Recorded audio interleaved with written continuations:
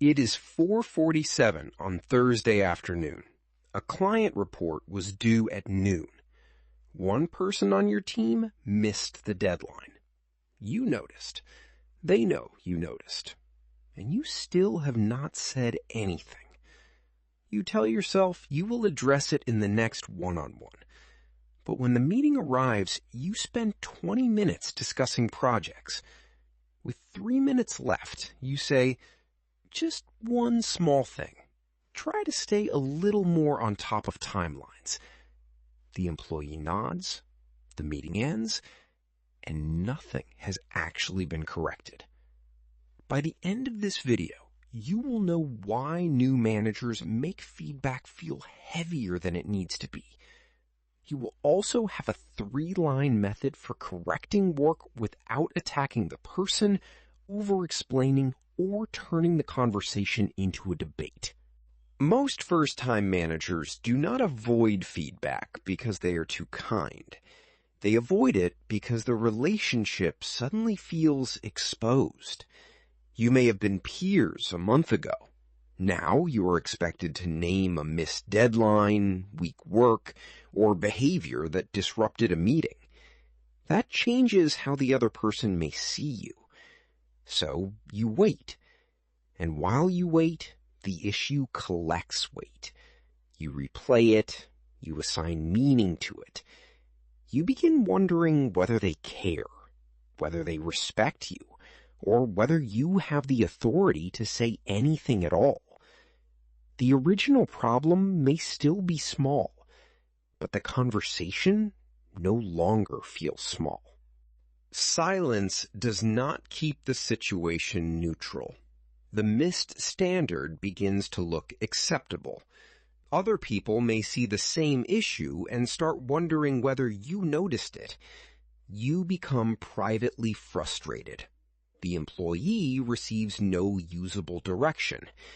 And when the conversation finally happens, you are no longer correcting one moment. You are carrying several weeks of irritation into the room. That is when a manager either becomes vague or becomes harsher than the situation requires.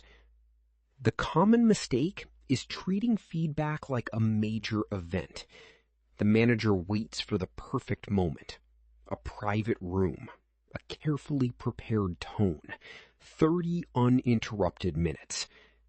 Then, because the conversation now feels important, the manager adds more words, compliments before the message, context around the message, reassurance after the message.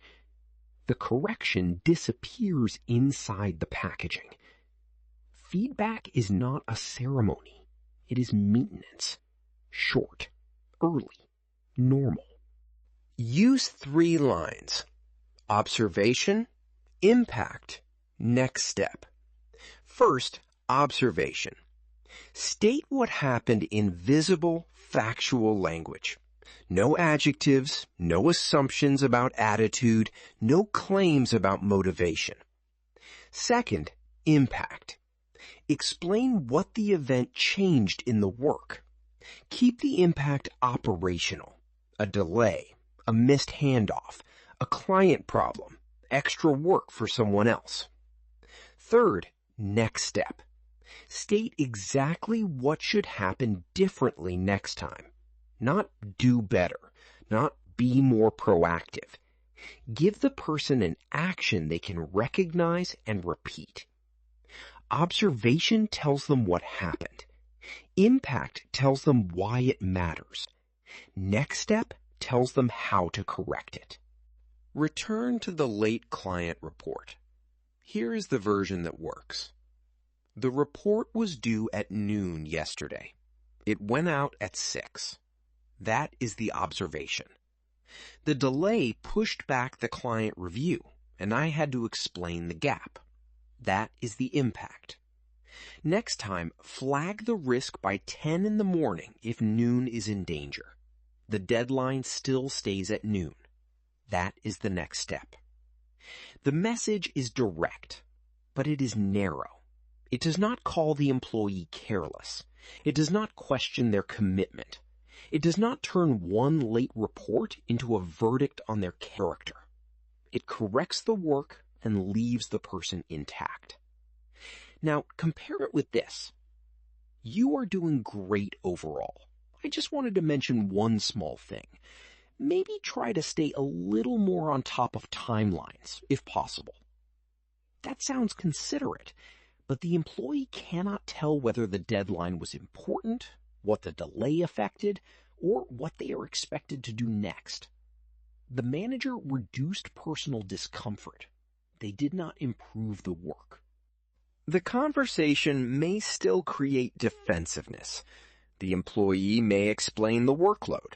They may blame a late handoff. They may say the deadline was unrealistic.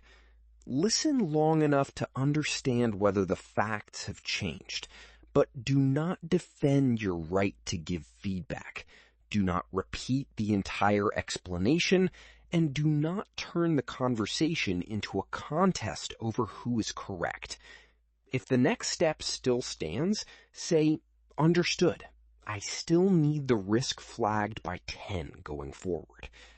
Agreement is useful.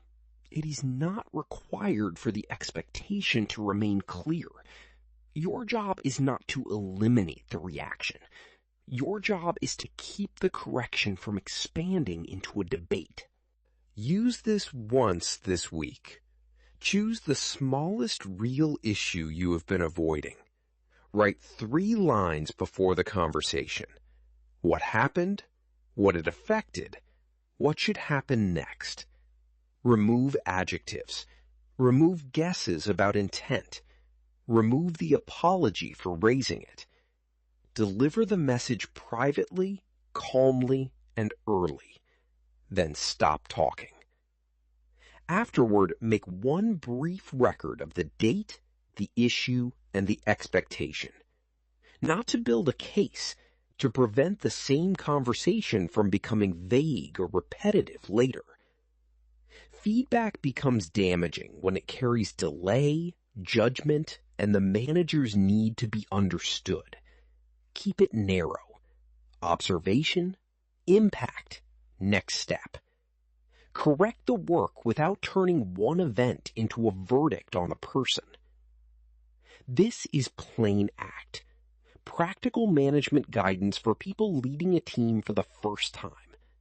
Subscribe for more videos on authority, feedback, delegation, and difficult conversations. You can read the full article using the link below. And if you need a practical guide for your first month as a manager, you will also find the first 30 days as a new manager in the description.